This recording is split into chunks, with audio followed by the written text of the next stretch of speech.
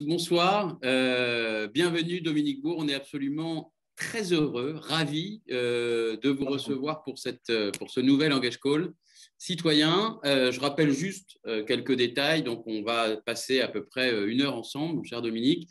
Et puis ensuite, nous aurons un atelier qu'on appelle l'utopique fiction, qui est en quelque sorte une méthode prospective qui fait appel à l'imaginaire, que nous utilisons beaucoup chez Engage. Et puis, comme ça, on pourra rebondir, essayer d'imaginer un autre avenir, un autre futur sur la base des échanges que nous allons avoir. Et puis, bien sûr, pendant l'interview que je vais mener avec vous, eh bien, chers engagés, vous pouvez bien poser vos questions dans le chat et puis j'ouvrirai le micro dans à peu près 45 minutes.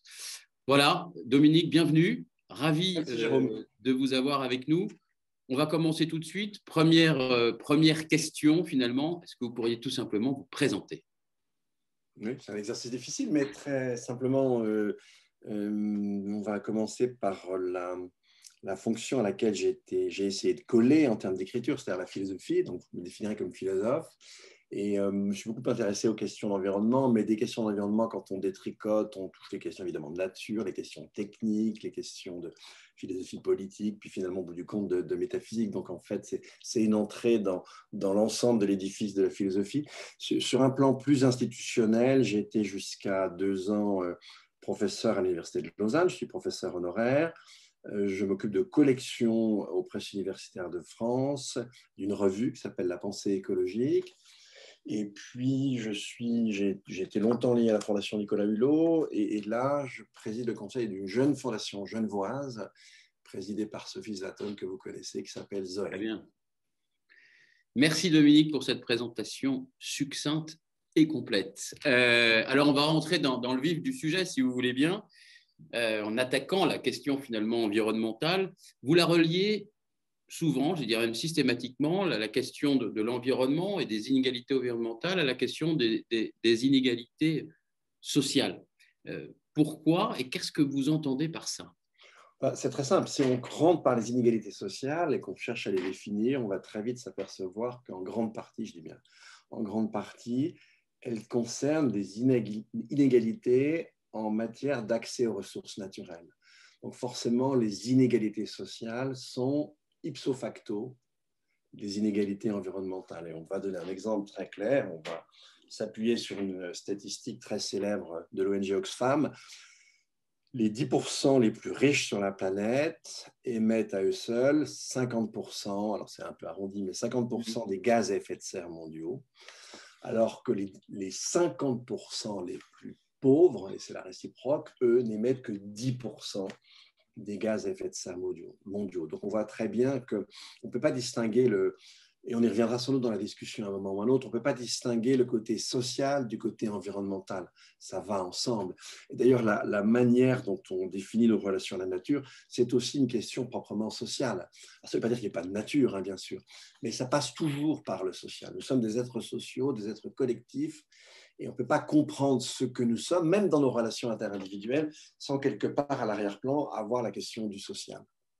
Et ça veut dire finalement parce que sous ce sous-jacent d'inégalité sociale, il y a aussi la question de la répartition des richesses finalement. Donc ça veut dire que pour traiter cette question écologique, il faut s'interroger fondamentalement sur une question, on va dire, elle est économique, elle est politique, je ne sais pas, mais d'une meilleure répartition des richesses.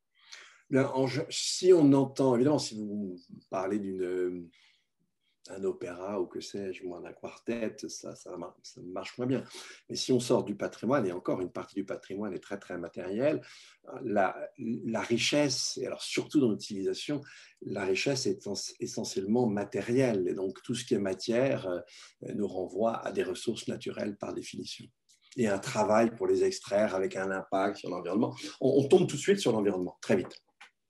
Alors, quand on vous lit, on sent que, vous n'êtes pas le seul à porter ça évidemment, que le découplage, c'est-à-dire qu'il est impossible de découpler finalement la production de matière et la consommation d'énergie. Donc, en tout cas, donc ça veut dire en sous-jacent que pour rester dans les limites planétaires qui nous sont chères, eh bien, ça veut dire que la décroissance, c'est obligatoire, c'est un À vos yeux, on ne peut pas se passer de cette décroissance? On ne peut pas passer outre? Oui, pour autant, tout à fait, Jérôme. Pour autant qu'on la définisse un peu, mais je vais commencer par quelque chose d'assez grossier, et puis ensuite on va affiner. Mais bah, c'est le développement durable qui cherchait à concilier croissance du PIB d'un côté et décrue des flux de matière et des flux d'énergie de l'autre. Ça revenait un peu à demander à un pizzaiolo de faire une pizza de plus en plus grande avec de moins en moins de pâtes et de moins en moins de nutriments. C'est sympathique, mais je n'avais jamais entendu cette image, mais elle est très belle. je ne l'ai pas inventé, je l'ai entendu, je ne sais plus par qui, mais en fait, comme aurait dit Boulding, si vous êtes économiste, vous pouvez y croire, mais si franchement vous relevez d'une autre discipline, ça va devenir assez difficile. Alors, on va prendre quand même un fondement un peu plus sérieux. On va regarder ce que nous dit l'Agence européenne pour l'environnement. C'est un bon centre d'expertise, ce sont des gens très sérieux. Ce ne sont pas des gauchistes. Et que nous disent-ils? Ben voilà, c'est que c'est en fait le volume de nos économies associé à celui de notre démographie qui détruisent, ces deux volumes qui détruisent l'habitabilité de la planète, tout simplement. Et donc, en d'autres termes, nos économies produisent trop d'objets et trop d'infrastructures. Et en fait, c'est très clair, si on veut être moins destructeur, il faut produire moins d'objets et il faut produire moins d'infrastructures. Maintenant, si vous allez 10 fois plutôt qu'une voir votre psychothérapeute, votre psychiatre à pied et en montant par l'ascenseur les étages, mon cher Jérôme, l'impact matériel est relativement faible. Mais ça, c'est un vrai défi. Le défi est le suivant. Il y a beaucoup d'économistes, de sociologues qui aujourd'hui s'attellent à ce défi.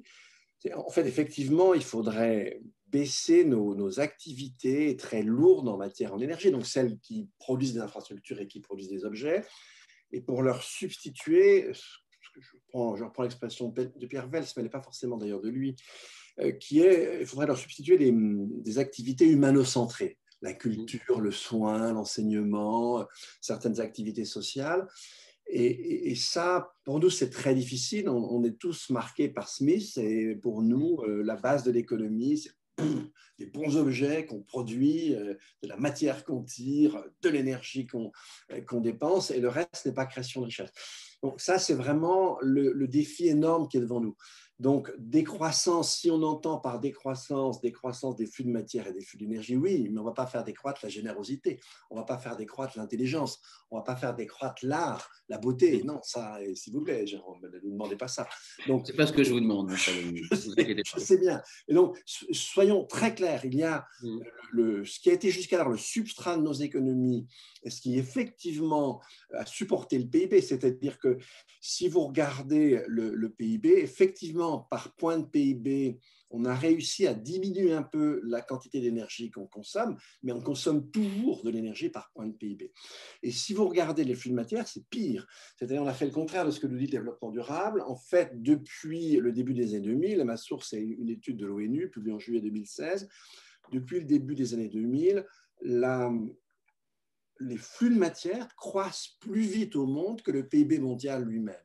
Et là encore, on va retrouver les fameuses différences, les inégalités sociales dont on parlait tout à l'heure, qui sont ipso facto des inégalités environnementales. Grosso modo, un Nord-Américain va susciter par les biens qu'il achète des flux de matière entre 20 et 25 tonnes, un Européen entre 15 et 20, un Africain autour de 5. Donc là, on va retrouver nos fameuses inégalités sociales. Surtout qu'il y a un point qui est à marquer, que vous relevez évidemment dans vos écrits, c'est que la question de la croissance du PIB, il y a eu un autre découplage. C'est le découplage par rapport à notre bien-être ou notre ressenti de bien-être aussi. Ah oui, alors ça, c'est fondamental. C'est fondamental et c'est rassurant pour nous. C'est tout à fait rassurant pour nous. C'est-à-dire qu'effectivement, durant les 30 Glorieuses, c'est grosso modo du début des années 50 au tout début des années 70, la croissance du PIB dans les différents pays, alors les pays occidentaux, parce que ça ne vaut que pour ces pays-là, c'est plus compliqué ailleurs. Croissance du PIB, ça signifiait réduction des inégalités, ça signifiait plein emploi, et effectivement, ça signifiait augmentation du sentiment de bien-être. Et alors, à l'époque, c'était très tangible et très facile à définir. Hein. On passait d'appartements insalubres, ou même en dehors de l'insalubrité. Quand il faisait -10 et qu'il fallait aller faire ses besoins dans le jardin, dans une cahute en bois, c'était quand même pas très, très confortable. Si vous étiez fragile, vous pouviez tomber malade, etc. Pas avoir qu'une pièce chauffée, enfin, on vit bien, ne pas avoir une salle de bain. Et en plus, les appartements ont eu tendance à grandir en surface. Et à ça, vous ajoutez des services publics qui fonctionnent bien, une idéologie du progrès qui est bien emprise sur la société. Chacun pense que l'avenir sera meilleur que le présent et plus encore que le passé. Or, cette chose-là n'est plus valable, décroche. Il y a un économiste qui a repéré ça, qui est devenu très célèbre, c'est Richard Esterlin. Il y a un papier de 1974 qui montre ça. Il montre qu'on voit une amorce de décrochage. Et effectivement, on est carrément 50 ans après maintenant. Et ce n'est pas une amorce, c'est un vrai décrochage. Et il suffit d'ailleurs d'entendre Laurent Alexandre à la radio, à la télé, pour s'imaginer que si on l'écoute, c'est vraiment un monde de cauchemar, quoi. Et donc, effectivement, la croissance du PIB est très franchement, c'est plus franchement ce qui nous rend heureux. Alors, c'est pas mal de constater ça parce qu'effectivement, en tout cas, ce PIB énergétique et matériel, on va devoir s'en passer. Et du coup, mieux vaut adopter d'autres indicateurs. Un économiste comme Éloi Laurent plaide pour ça depuis très longtemps et il a complètement raison. Choisissons d'autres indicateurs et en tout cas, cherchons à décorréler, c'est complexe et ce n'est pas simplement le découplage, c'est autre chose, hein, à décorréler l'économie en général de la seule production lourde en énergie et en matière. Ça, c'est une nécessité si on veut continuer à vivre correctement sur Terre. On traitera cette question d'ailleurs avec, en partie, enfin très reliée avec Alexandre Rambaud sur la question de la comptabilité CARE et de notre façon de compter la production de richesse. Je rebondis sur ce que vous dites. Vous n'avez pas forcément prévu d'en parler, mais il me vient la question aussi de ceux qui s'opposent en fait à cette vision-là, en plaidant pour finalement une décroissance de la démographie. Donc une vision un peu malthusianiste quelque part. Qu'est-ce que vous leur répondez ? Non, la démographie, si vous voulez, le volume démographique, je vous l'ai d'ailleurs dit tout à l'heure, c'est aussi une des causes de la détérioration de l'habitabilité de la planète. Nous sommes une espèce animale. Il n'y a aucune raison qu'on puisse avoir une expansion démographique sans que ça ait de conséquences sur les écosystèmes. Ça, c'est faux. Et donc, effectivement, il faudra que l'on décroisse démographiquement. Et cela dit, si on regarde les projections de l'ONU, c'est fort possible que ça advienne à partir du mi-temps du siècle à l'échelle mondiale. C'est déjà le cas pour beaucoup de pays. Le seul continent aujourd'hui qui continue à avoir une perspective démographique à la hausse, c'est l'Afrique. Et en fait, les 2 milliards d'êtres humains supplémentaires qu'on attend d'ici à 2050, pour l'essentiel, c'est en Afrique et on pourrait y réagir autrement. La grande différence entre la baisse du volume démographique et puis cette bascule de nos économies, c'est que la baisse du volume démographique, c'est en cours. Elle a déjà lieu. Et puis alors, il y a des causes moins drôles qui pourraient en plus l'intensifier, mais enfin, en tout cas, elle a déjà lieu. En revanche, la bascule économique, elle n'a pas lieu. Et on a du mal à savoir comment on pourrait la produire. Ça, c'est plus compliqué. Et alors justement, pour revenir à cette question économique, de la bascule économique, la croissance, en tout cas la croissance telle qu'elle est définie par rapport à la croissance la notion du PIB, donc la croissance est liée à la croissance matérialiste, de la production de matière, elle est quelque part comme un dogme, quasiment une religion en fait, dans notre société, en tout cas dans notre société occidentale. Comment, par quels moyens essayer de faire comprendre que parler de décroissance ou d'accroissance ou d'une autre croissance n'est pas un gros mot? Je crois que les gens qui commencent à voir ça sont de plus en plus nombreux. Avant de répondre sur le fond, parce que la question est très importante, en fait, là, on n'est pas simplement sur une question économique, on n'est pas simplement sur une question de société, on est vraiment sur une question de civilisation, et je vais y revenir. Mais si je prends les résultats de l'enquête au Bosco qu'avait conduit Philippe Moiti, il y a une première version qui a été publiée à l'automne 2019 et il y a une mise à jour qui avait été publiée en juin 2020. Je ne sais pas si vous vous en souvenez, mais il distinguait trois attracteurs utopiques, c'est-à-dire 3 manières pour les Français d'imaginer leur futur. 55% des gens pensaient que la sobriété matérielle, alors attention, la sobriété, ce n'est pas la sèche, Jérôme, hein. Là, aujourd'hui, on est dans un délire.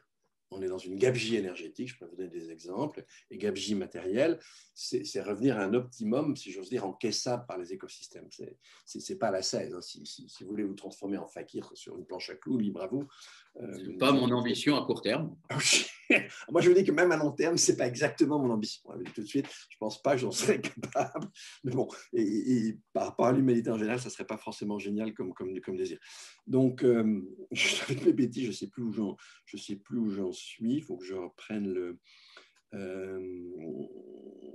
le fil. Oui, en fait, si vous voulez, on va revenir aux aspects plus sérieux qui sont derrière.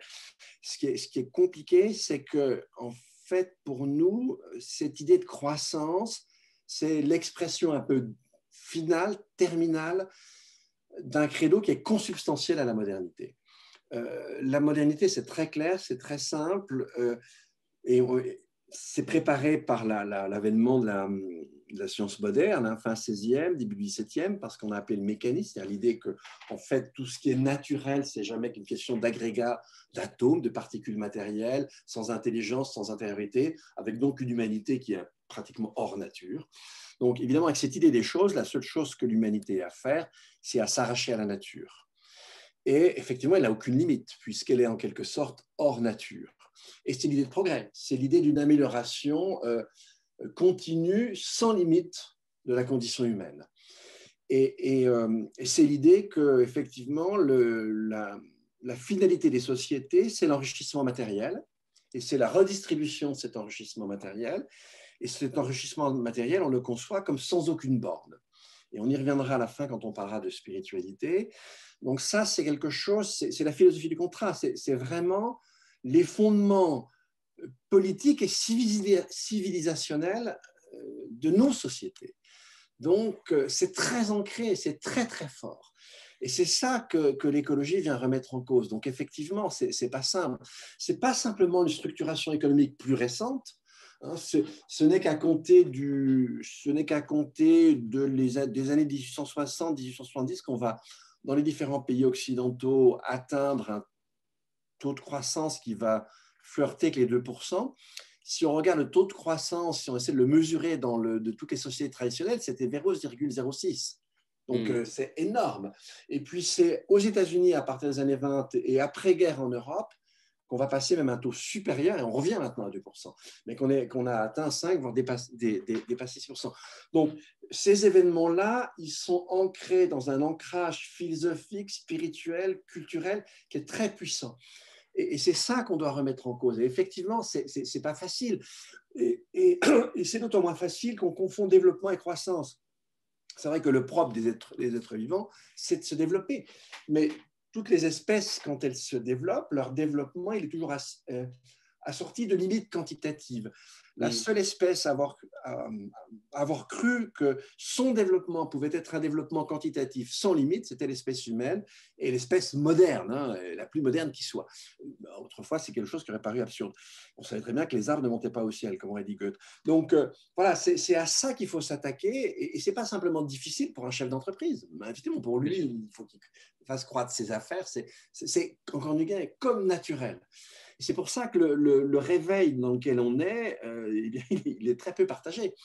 Et comme le disait un de mes vieux amis, Bertrand Meeus, là, quand il avait sorti son livre « La politique de l'oxymore », il s'était appuyé sur Gilbert Simondon. Et Gilbert Simondon montrait qu'en fait, le propre d'un système, c'est de ne pas changer tant qu'il n'arrivait pas à saturation. On voit que malheureusement, nos sociétés se conduisent de la sorte, c'est-à-dire que les gens qui ont les mains sur les manettes ne veulent pas changer. Ça me fait revenir à ce que j'ai oublié, donc mon enquête au POSCO. Oui, avec les trois façons de repenser. Oui, mais c'est intéressant, hein, 55% la sobriété, 29% la sécurité, et les deux peuvent se recouper. Et puis 16% avant la Covid, 14% après, ce qu'il appelait les technolibéraux. Grosso modo, ça va d'Emmanuel Macron à Laurent Alexandre. Hein, c'est ça, les technolibéraux. Donc, mais malheureusement, c'est eux qui ont les manettes. Mais leur façon de voir est absurde. Et aujourd'hui, si vous voulez, toute analyse scientifique sérieuse, je parlais tout à l'heure du rapport de l'Agence européenne pour l'environnement, montre que ce n'est pas possible, mais c'est pourtant ce qu'on cherche à faire. Mais c'est très nouveau d'ailleurs que l'Europe prenne la parole avec autant de transparence peut-être sur ce sujet et ose parler du mythe de la croissance, presque. Oui, alors si vous voulez, ça quand même, là c'est pareil, c'est pas complètement nouveau. On est sur une tendance. En fait, c'est assez curieux. Si on va de Rio jusqu'au début des années 2000, il y a une espèce d'optimisme qui rend aveugle et les gens qui voient les choses sont très, très rares. Même les bons experts se nourrissent d'illusions. Et puis, c'est en fait le changement climatique. Les choses se durcissent. Souvenez-vous déjà simplement le rapport Stern en octobre 2006. Mais surtout, pour moi, la date qui est une date de rupture, c'est la publication par Tim Jackson du rapport UK de développement durable. Et là, son livre, c'était le titre du rapport, ça s'appelle Prospérité sans croissance. Mais ce n'était pas l'Europe, en quelque sorte. Oui, mais là, c'était la commission développement durable UK, simplement britannique. Et pour moi, ça a vraiment été un peu un signal que voilà, le monde de l'expertise redevenait raisonnable et qu'on était obligé de voir la réalité et qu'effectivement, on avait été dans une illusion très forte. Comme je vous le rappelais, elle est très ancrée dans notre culture. Et maintenant, effectivement, ce rapport de l'Agence européenne, oui, ils disent que tout le monde, enfin, que toute personne sérieuse qui regarde ces données sait. Mais vous avez raison, ils le disent maintenant, ils le disent haut et fort, et ils l'écrivent dans un rapport tout à fait officiel. Mais il ne vous a pas échappé, Jérôme, que Ursula von der Leyen n'a pas lu le rapport de l'Agence européenne. Oui, ça c'est sûr. Son Green Deal, ça n'a rien à voir avec ça. C'est du développement durable façon Brundtland. Absolument. Alors, je me sens obligé de rebondir évidemment sur ce que vous avez, enfin sur le fait que vous citiez Laurent Alexandre et on va dire tous ceux qui affirment que les technologies quelque part vont nous sauver, soit avec ces technologies vertes, soit avec comme la captation du carbone, etc. Vous êtes dans votre dernier livre, alors certains m'ont demandé là déjà dans le chat quel était le dernier livre à lire de Dominique Bourg, donc je précise Une nouvelle terre, celui qu'il a écrit seul, même si vous en avez écrit. L'avant-dernier, Jérôme, l'avant-dernier. Et le marché contre l'humanité. Et le marché contre l'humanité qui est ici, mais on vous mettra tout ça dans le chat et puis on vous enverra avec le replay, évidemment, toutes les citations ou tous les ouvrages de Dominique Bourg. Mais vous êtes beaucoup plus critique à l'égard des technologies parce que vous dites qu'elles menacent nos emplois, qu'elles menacent notre système démocratique et notre système informationnel. Mais alors, déjà, j'aimerais bien vous entendre parler de ce sujet-là, mais plus encore, du coup, comment on se réconcilie avec la notion de progrès quand même intrinsèque à l'homme. L'homme veut progresser, veut apprendre, veut construire, veut bâtir, veut se développer. Donc, voilà mes deux questions. Oui, alors, on ne peut pas dire que non, la question de progrès soit intrinsèque à l'homme. On peut en établir une généalogie parfaite, en fait. Je vais vous donner un exemple historique et tiré du très joli livre de Fumaroli, de Marc Fumaroli, sur la querelle des anciens et des modernes.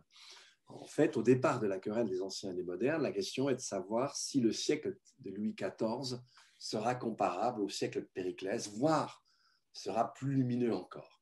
Donc, à l'époque, si vous voulez, on n'est pas du tout dans l'idée que l'humanité avance comme un seul homme et avance vers des temps meilleurs. C'est totalement étranger aux mentalités. Ça, c'est une idée vraiment, franchement, assez moderne. Et à la fin de la querelle, justement, on tire les conséquences de l'avènement de la science, de la physique moderne, etc. Et on en arrive à l'idée qui est ce qu'on appelle l'idéologie du progrès. C'est l'idée selon laquelle c'est l'avancée des connaissances par ses retombées techniques et industrielles va permettre d'améliorer constamment la condition humaine, voire Henri dit Condorcet, d'atteindre le bonheur. Alors cette idée-là, c'est une idée qu'on va trouver chez Descartes et chez Bacon, et tout d'abord chez Bacon, c'est en fait une idée qui a des racines religieuses, c'est une idée pélagienne. Pélage, c'est un moine contemporain d'Augustin, et Augustin, il rigole pas, péché originel, ça a vicié la raison humaine, ça a vicié la volonté humaine. Vous ne pouvez pas faire le bien quand vous le faites, c'est un coup de bol, et en général, c'est parce qu'il y a Dieu derrière, c'est la grâce. Et Pélage, en face, dit, bah non, il dit n'importe quoi. Augustin, moi, chaque jour, je fais 2 ou 3 BA, il n'y a pas de problème. Je suis tout à fait capable de faire le bien par moi-même. Je n'ai pas besoin de l'aide de Dieu. Et en fait, le pélagianisme moderne, bah, et ça, on trouve ça chez Bacon, hein, dès la fin du XVIe, début du XVIIe, c'est l'idée que, il le dit en toutes lettres à Bacon, dans un texte qui a été publié que post-mortem, que par les sciences, on va revenir à l'état de perfection qui était le nôtre avant la chute.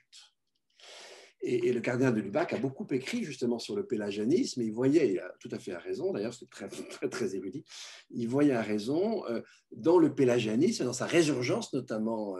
Alors, sa résurgence, c'est déjà Joachim de Flore avec l'âge du Père, du Fils et de l'Esprit, enfin voilà, on va pas refaire toute la généalogie, mais c'est l'idée que l'humanité peut atteindre une forme de perfection, et que la perfection n'est pas à l'arrière, elle est devant nous, et que c'est par le progrès des sciences et des techniques qu'on va l'atteindre.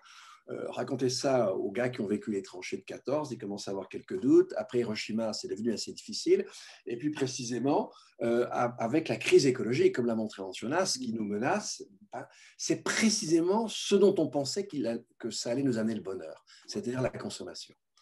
Et donc, c'est là que, bah oui, on peut être Laurent Alexandre, c'est pas être très, très malin, mais si on réfléchit un peu, on peut bien voir que, en fait, si vous voulez, c'est précisément ce qui nous apparaissait comme nous amenant le bonheur qui est en train aujourd'hui de détruire, au-delà même de notre bien-être, la possibilité de vivre sur Terre si on allait jusqu'au bout.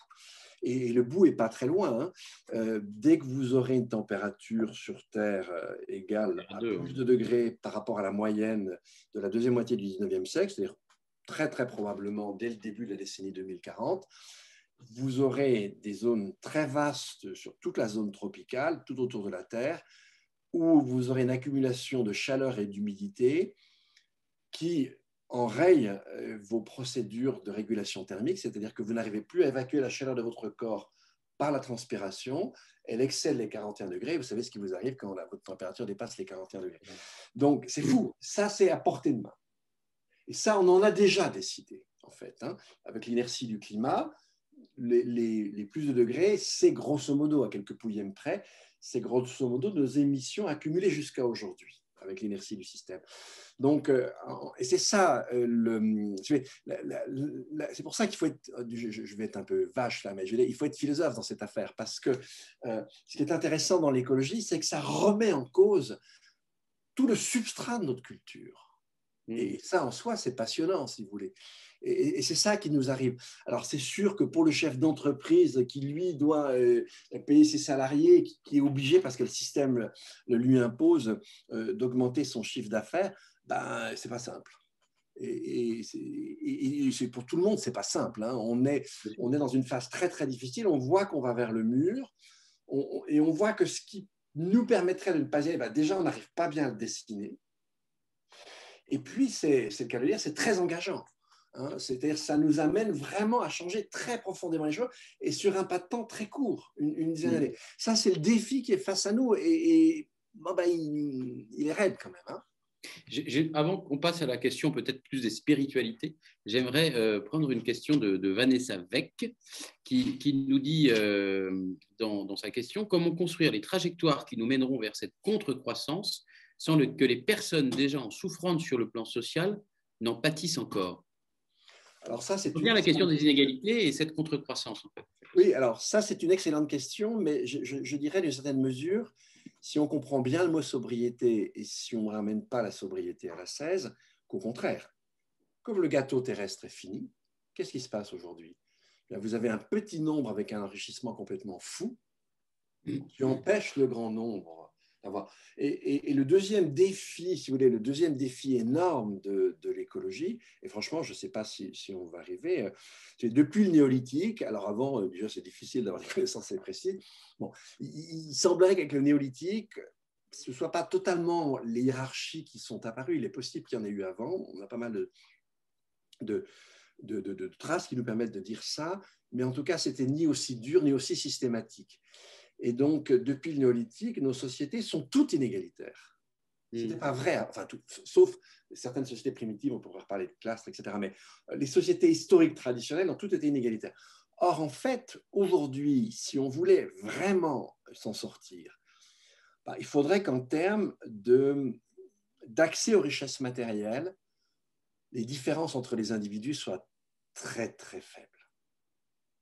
Il faudrait trouver autre chose que des différences matérielles pour la distinction, pour parler d'une manière bourdeusienne. Il faudrait qu'on trouve des distinctions sur d'autres éléments. Ça peut être des éléments de patrimoine, ça peut être des éléments honorifiques, ça peut être d'autres aspects. Mais ça ajoute encore au défi. Donc au contraire, c'est au contraire que si on resserre, et c'est seulement en réduisant les inégalités, et souvenez-vous de ce que je vous ai dit sur les plus riches tout à l'heure, c'est seulement en réduisant les inégalités, c'est-à-dire en ramenant les plus riches à un niveau de consommation matérielle beaucoup plus proche du standard moyen, c'est-à-dire en gros, si vous voulez, entre 15 000 et 2 000 dollars an par personne, on serait à peu près, à technique d'aujourd'hui, on peut faire mieux, hein, à technique d'aujourd'hui, on serait à peu près là où on serait sur une empreinte écologique encaissable. Ok. D'ailleurs, il y avait une question, mais je peux vous poser un peu plus tard, mais on peut la poser avant de passer à une autre partie. Quand il nous dit, mais vous parlez de décroissance technologique, mais en même temps, vous utilisez Zoom, vous êtes sur peut-être sur iPhone, enfin, j'en sais rien, Dominique, je ne sais pas ce que vous utilisez, mais en fait, la question sous-jacente, c'est vrai qu'on est tous un peu embrigadés dans ce système, finalement, donc on prône des choses.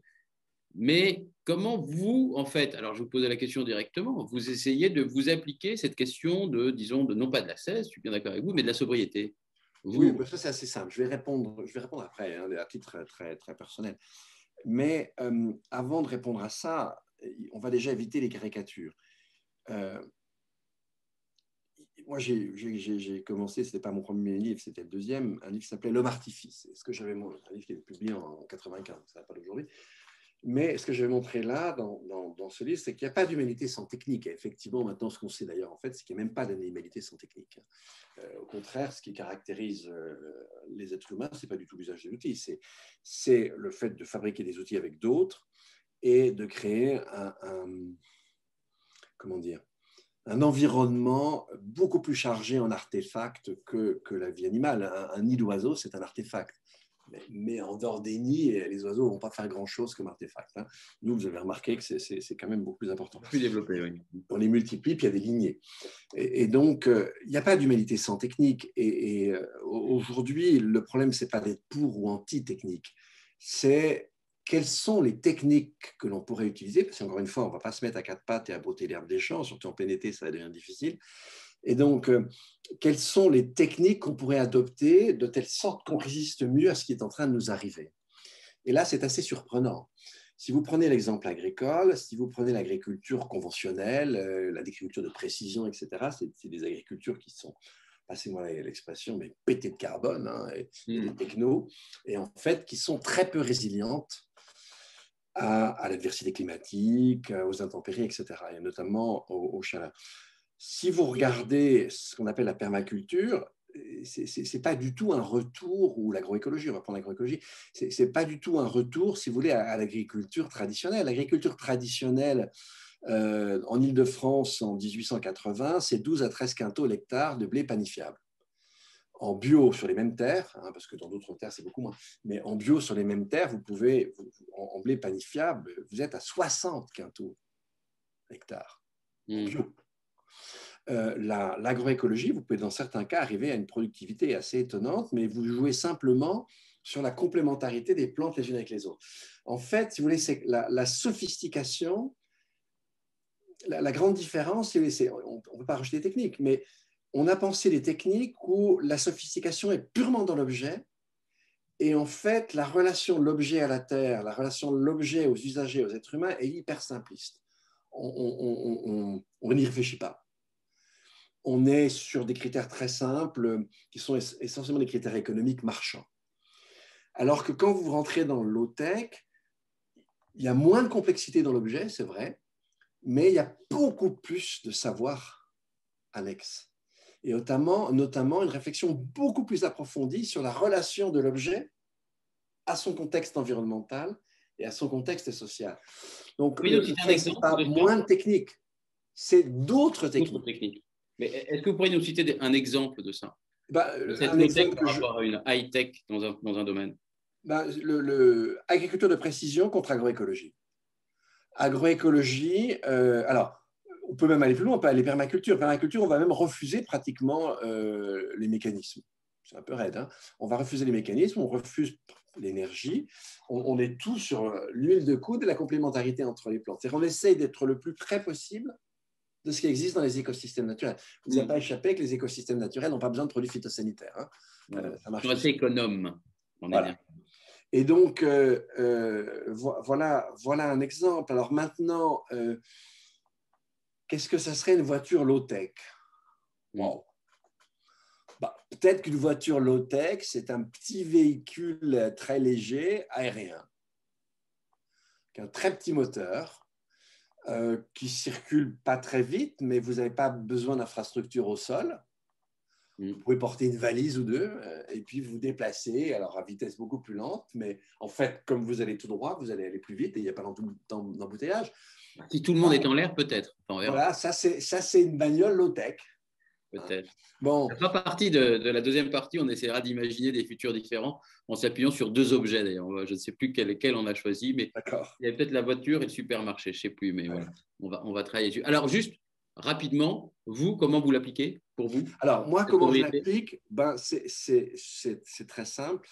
Je l'applique en fait, là, j'habite dans un petit appartement de moins de 60 mètres carrés.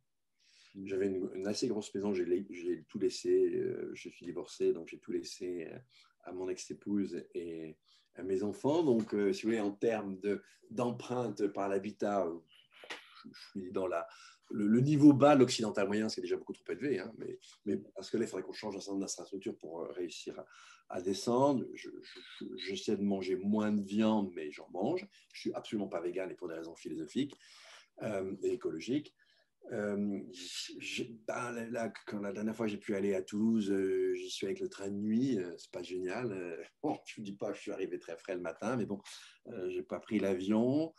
Voilà, j'essaie de limiter, mais je fais pas mieux que n'importe qui, que des centaines de milliers de personnes en France et ailleurs qui sont assez sensibilisées au sujet. Voilà. Alors, il y a un point que vous abordez beaucoup, c'est le point de la spiritualité. Et vous utilisez d'ailleurs une très belle image, j'ai trouvé, de tectonique des plaques mentales. Et en sous-jacent, vous parlez aussi des dommages transcendantaux qui appellent à une nouvelle spiritualité, en quelque sorte. Oui, alors qu'est-ce que c'est que ces dommages transcendantaux et cette nouvelle spiritualité ou ces nouvelles spiritualités, comment vous les définiriez? Oui, alors je vais définir spiritualité de manière très précise. Après, mais je vais commencer par cette histoire de dommages transcendantaux. Ça s'oppose à l'idée de risque, hein, tout simplement parce qu'un risque, par définition, c'est un dommage qui va toucher un nombre restreint de personnes et ça fait appel à un mécanisme de mutualisation. Si on pousse le bouchon trop loin, ce dont je vous parlais tout à l'heure, c'est-à-dire aujourd'hui, vous avez 0,8% du territoire terrestre, vous avez une moyenne dans l'année de 29 degrés. Ces territoires-là sont totalement inhabitables par les êtres humains.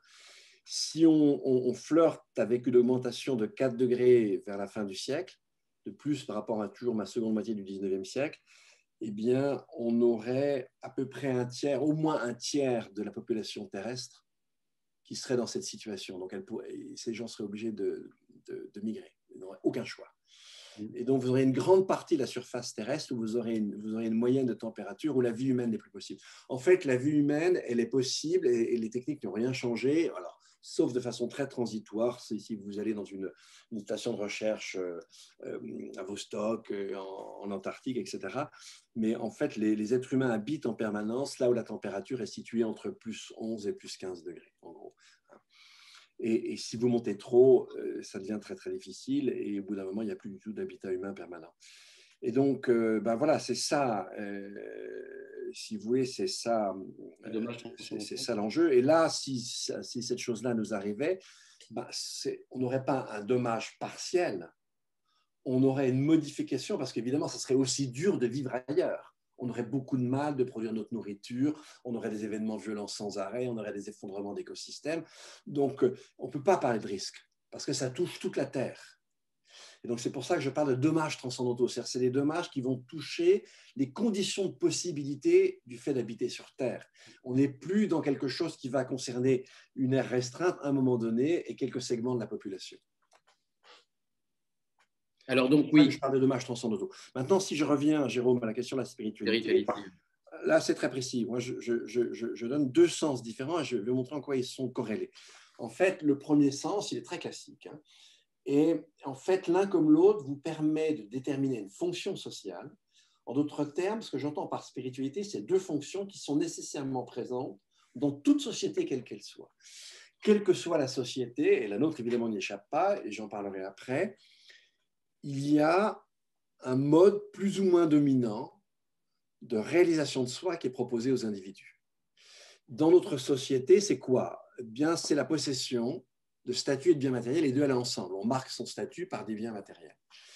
Et donc, c'est le consumérisme. C'est le fameux propos de Marc Seguela. Si tu n'as pas ta Rolex à 50 ans, je montre, je n'ai pas de Rolex. Moi non plus, je n'ai même pas de montre. J'ai complètement raté ma vie à 50 ans. Si tu n'as pas ta Rolex à 50 ans, tu as raté ta vie. Ça, c'est le consumérisme. Et ce n'est pas une ânerie, c'est toute la modernité qui s'est construite là-dessus. Hein, attention. Et en Chine, en Inde, ils sont là-dedans maintenant. Nous, on y est encore par inertie, mais les gens qui s'occupent des focus group pour les marques vous diront, et je tiens une grande prêtresse de ça en France, ben, c'est fini. C'est-à-dire qu'on continue à consommer, mais on sait maintenant que c'est plus ça qui nous rend heureux. Alors, je ne suis pas en train de vous dire que nous rend heureux de sucer nos doigts, hein, mais une accumulation indéfinie de possession d'objets matériels, non. Et vous savez très bien que quand vous passez de l'iPhone 10 au 11, au 12, au 13, au 15, au 14, vous n'avez pas de sentiment de bien-être.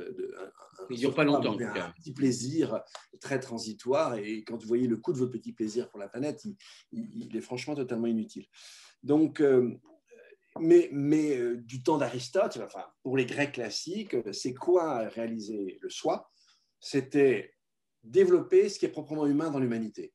La raison spéculative par la philosophie des sciences, pour les anciens c'était très proche, la raison pratique par la vivacité, et puis ça, on va en voir la dernière question que vous me poserez à la fin, la mise en forme de sa sensibilité par les arts. C'est magnifique.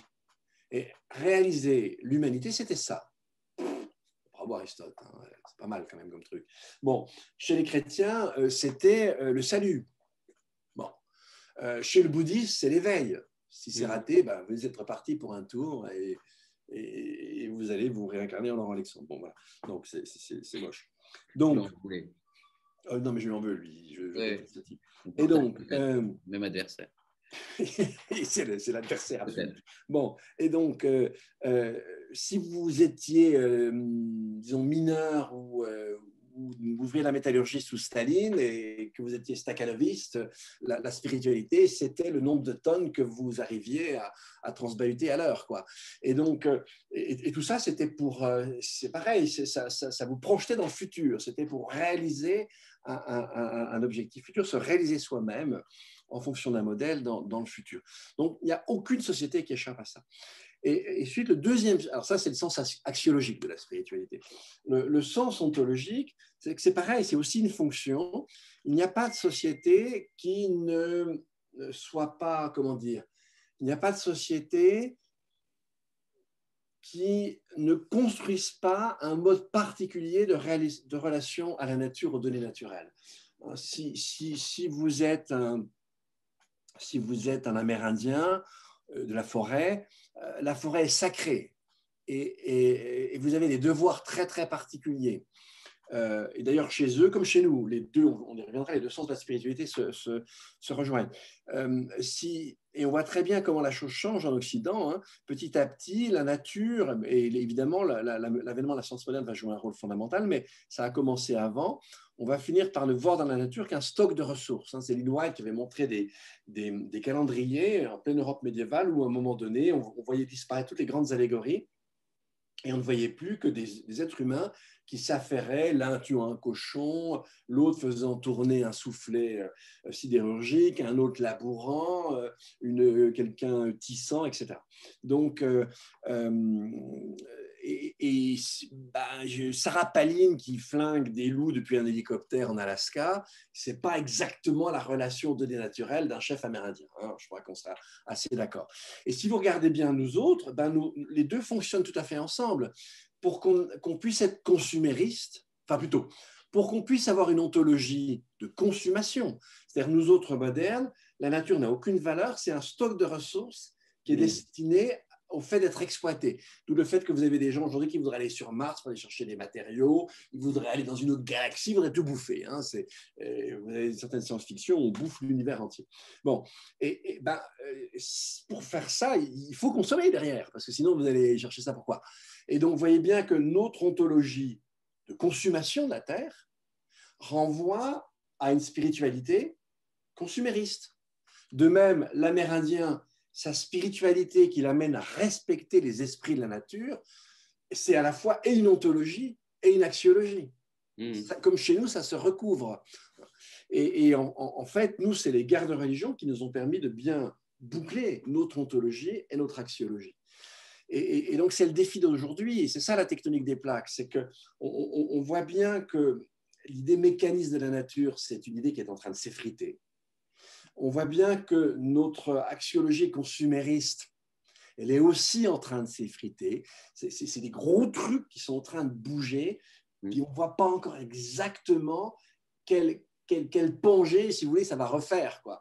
Hein, quel nouvel assortiment des continents ça va construire. Donc, on en est là pour le moment.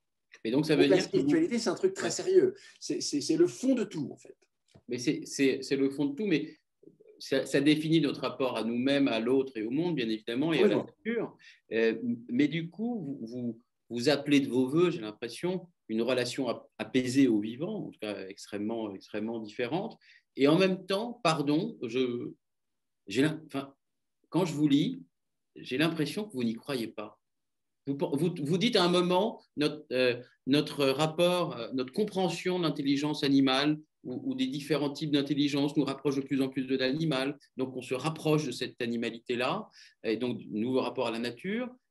Récemment, notre compréhension du végétal nous montre aussi qu'il y a une intelligence forte dans les végétaux. Et donc, quelque part, finalement, la distance entre l'humain et les autres formes de vivant, dont végétal et animal, s'estompe. Mais j'ai l'impression que vous êtes assez sceptique sur notre capacité à avoir un rapport différent, apaisé, à mettre en pratique, enfin, ou à incarner cette nouvelle spiritualité. Non. Sur le fond, je n'ai pas de scepticisme parce que je pense que c'est en train de se faire. Je vais essayer de vous donner des exemples. Non, là où je suis plus sceptique, c'est qu'on a deux timings. On a le timing des plaques qui est un timing lent. Quand on bascule d'une civilisation à l'autre, c'est un jeu de siècle, en fait. Hein, ça ne se fait pas du jour au lendemain. Et puis, on a un compte à rebours climatique en termes de biodiversité qui n'est pas du tout pour rata. Il faudrait qu'on change dans les 10 ans. Je ne dis pas que c'est impossible, mais franchement, je pense que tout le monde sera d'accord avec moi, ce n'est pas donné d'avance. Hein. Et puis à l'échelle planétaire, bien sûr. Voilà, et puis en plus, c'est exactement à l'échelle planétaire. Et très sincèrement, Jérôme, on ne le voit pas venir. Hein. En revanche, ce qu'on voit venir déjà, c'est comment nos sensibilités changent énormément. Pour moi, le succès d'un livre comme celui de Wolleben sur le secret des arbres, qui s'est vendu à des millions d'exemplaires, le livre qui est excellent là, de Laurent Tillon sur Être un chêne, qui est différent, parce que lui, c'est beaucoup plus scientifique, mais son livre joue aussi sur le principe d'identification. Mais il n'y a pas d'anthropomorphisme chez lui, c'est différent. Mais il y a quand même cette sensibilité. Elle est au cœur du livre. Et aujourd'hui, vous avez la pratique qui est née au Japon dans les années 60 des bains de forêt qui est en train d'arriver. Il est en train d'arriver en Europe. Et je voyais même, par exemple, c'est un autre truc, mais à la RTS, ça sont passés 2 films sur les expériences de mort imminente, sur tout ça. Il y a 20 ans, le réalisateur qui a fait ça, il envoyé à l'asile. Bon, un Khmer vert. Ouais, ou alors on le faisait passer pour un pervers, ouais. Mais on voit bien qu'aujourd'hui, si vous voulez, l'enfermement mécaniste explose. Et que nos sensibilités, embrasser un arbre, moi j'ai eu cette expérience d'avoir une fois animé un stage là, inspiré avec l'association belge La Terre Éveil, inspiré des exercices de Johanna Messi, la californienne. On amène les gens à embrasser les arbres, à marcher pieds nus dans la forêt, etc. Je me souviens, dans le groupe, il y avait un jeune ingénieur doctorant de l'EPFL, doctorant en mécanique. Le gars, L'école de Lausanne, c'est l'université de Lausanne, l'EPFL. Oui, Lausanne, l'école polytechnique fédérale de Lausanne. Quand il a vu qu'on demandait d'embrasser les arbres et qu'on les embrassait nous-mêmes, il dit, je pars, c'est une bande de cons, quoi. Puis à la fin, on n'arrivait pas à le détacher de son chêne, c'était foutu, quoi. On a du mal à le remettre dans le bus. Donc, les mentalités, elles changent. Alors, peut-être pas à la bonne vitesse, mais elles changent. Il y avait une question que je trouvais intéressante et un peu, non pas provocatrice, mais je pense que ça partait d'une non-compréhension de votre propos. C'était notamment Julien Marsikovski qui posait la question. Il ne comprend pas pourquoi votre pensée philosophique s'oppose au véganisme ou au fait de devenir végétarien. Voilà. Alors oui, ça c'est une question un petit peu complexe. Alors, je vais donner 2 éléments de réponse. Déjà sur un plan écologique, en fait, si vous voulez. Je ne suis pas du tout, pour que la chose soit claire, je ne suis pas opposé à une morale végane. Je suis opposé à ce que ça devienne un standard social, ce qui est très différent. Mais ce qui est dommage, c'est qu'en général, quand les gens sont véganes, ils veulent convertir tout le monde. Donc, il y a un petit problème. Mais bon, et là, non, ça serait, à mes yeux, ça serait une véritable catastrophe parce que on peut, si vous voulez, ce qui avait fait l'agriculture traditionnelle, c'est le lien entre l'élevage et la culture. Tout simplement parce que l'élevage était la source d'azote pour la culture. C'est une fumure culture. Et donc, et si effectivement, il n'y a plus d'élevage, impossible de nourrir l'humanité.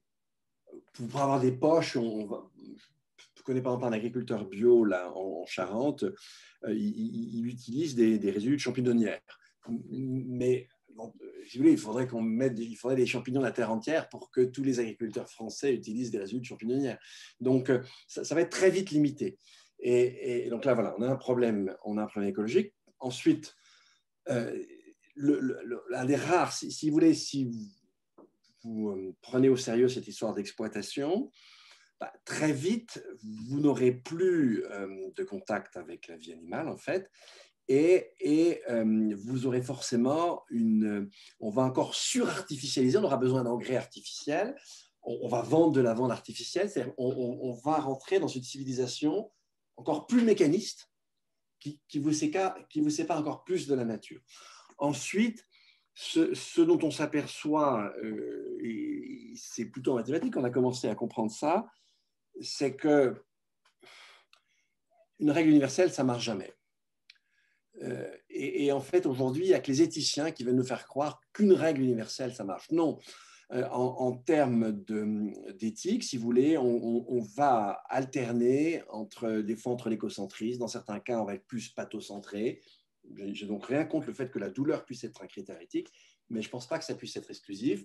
De temps en temps, on va être biocentré. Ça va dépendre des conditions dans lesquelles on est, et on n'arrivera pas à avoir une attitude sensée en n'ayant qu'une seule logique, qu'un seul type de règle, avec un seul critère.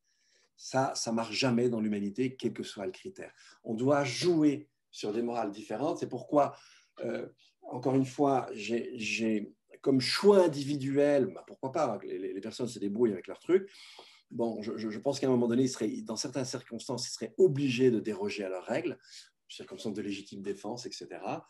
Quand, comment s'appelle l'anthropologue là, génial, qui a écrit, l'anthropologue là, qui est à l'école de Descola, qui s'est retrouvé avec la tête dans un ours. Natassia. Qui peut nous aider dans la communauté? Voilà, c'est Natassia, enfin, son prénom. Quand elle a sa tête dans la gueule de l'ours, elle lui a foutu un coup de piolet énorme et manifestement l'ours a compris. Alors il a quand même pu il y a peut-être un autre truc de norme, enfin il a quand même, il lui a pas écrasé la tête. Natassia Simon, voilà. Comment vous dites? Simon, Natasia Simon. C'est sûr que c'est Simon? Non, Martin. Alors, Martin, ça Natasia évolue. Martin. Natasia Natasia Martin. Voilà, merci Voilà. à tous ces connaisseurs qui nous écoutent. Voilà, merci beaucoup. Donc, voilà. Alors, encore une fois, ce n'est pas une critique absolue du véganisme. C'est une critique de la volonté d'y voir une règle qui peut devenir une règle de civilisation et une règle sociale absolue. D'accord. OK. Donc, ne substituons pas un système à un autre, mais essayons d'inventer. Ça ne marche pas. Ça ne marchera pas. OK. Alors, je suis désolé pour toute la communauté. On est assez en retard. C'est de ma faute. Mea culpa. Donc, on ne va pas pouvoir prendre des questions en direct. Si vous avez des questions rapides, je peux éventuellement les poser à Dominique Bourg très rapidement. Je voudrais parce que tout ce qu'on fait là et ce qu'on va faire après avec les opifictions, c'est évidemment d'essayer d'inventer des futurs plus désirables, d'essayer dans lequel on aimerait vivre en quelque sorte. Alors, j'aimerais vous entendre sur à quoi ressemblent les vôtres, Dominique. Mais des futurs désirables. Des futurs désirables, des futurs souhaitables, un avenir plus… Oh, moi, si vous voulez, je vais vous l'exprimer en imaginant d'un côté une ville asiatique, 35 millions, bourrée de bagnoles autonomes, des immeubles BIM, bourrée de gadgets électroniques partout, 45-48 degrés l'été. Faites en ville. Ah oui, vachement. Mais c'est ce qui nous attend. Et puis, des villes moyennes, entrecoupées de circulation d'eau aérienne, avec des petits bois, des chaussées écosystémisées, mais comme par exemple des grilles ou quelque chose comme ça, pour qu'on puisse quand même circuler et marcher, des chaussées ombragées, une présence du vivant, d'animaux de temps en temps, comme durant la crise de la Covid, et je vous demande de choisir. Ouais, écoutez, je crois que j'ai choisi, moi. Je prends une petite question, alors qui est petite, c'est beaucoup dire. Question de Maëlys qui nous dit quel est votre avis sur les communs, alors peut-être, et sur l'application à plus grande échelle, ou sur comment saisir cette question des communs? C'est une question très importante. Les communs, c'est ce qu'on… Alors, si vous voulez, c'est marrant parce qu'on refaisons un peu l'histoire des idées. Hein. Quand Gareth Hardin, dans les années 60, écrit sa tragédie des communs, il oppose le marché et l'État, et il a complètement oublié ce qui existait, ce qui est un héritage de l'avant-modernité, et ce qu'on appelle aujourd'hui les communs, c'est-à-dire définis à la Elinor Ostrom, c'est-à-dire vous avez un bien approprié par une collectivité et qui enserre l'usage de ce bien commun par des règles d'usage très strictes, avec des sanctions quand on déroge à ces règles d'usage. Et donc, c'est intéressant, Gareth Hardin a complètement, il ne sait pas, on a oublié, et pourtant de son temps, ça existait encore en Valais, en Haut-Valais. Et donc, en fait, aujourd'hui, vous avez bien compris que cet individualisme dont j'ai parlé tout à l'heure, qui advient avec justement la science moderne, c'est cet individualisme-là qui nous mène aussi à la ruine. Et en fait, la relation prime l'individu. Si, Jérôme, vous êtes la personne talentueuse que vous êtes, remerciez la société, remerciez vos parents, etc. Je vous écoute, alors je les remercie ici. Voilà. Exactement. Bon, et remerciez tout votre entourage. Et on est tous comme ça. C'est les autres, c'est grâce aux autres qu'on est en grande partie ce qu'on est. Et donc, en fait, le commun est premier. Et les choses plus personnelles, on les dégage sur un commun premier. Et c'est vrai de la planète. La richesse du vivant, l'équilibre du climat, ce sont des communs qu'on est en train de détruire. Donc, la question des communs, je ne sais plus que le prénom. Qui avait posé, Maëlys avait posé la question. Voilà, elle a complètement raison. C'est fondamental cette question du commun. J'en ai pas parlé, mais c'est sous-entendu dans ce que je disais sur la spiritualité, voilà, sur les différents modes et sur l'avènement de la modernité. La modernité, c'est justement l'idée que l'univers se réduit à une somme d'atomes, donc d'individus. Avec, au sens propre, on ne divise plus, avec une loi absurde, très bête, de relations qui les régit. la loi du mouvement, ensuite la loi de la chute des corps. Génial comme idée. Et on a voulu construire tout un monde à partir de ça. Ben oui, c'est pas étonnant que ça déconne. Hein. C'était mal barré.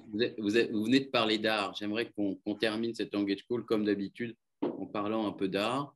On vous avait demandé de choisir une œuvre d'art qu'on va essayer de diffuser maintenant. Merci Laura ou Clara, la voici.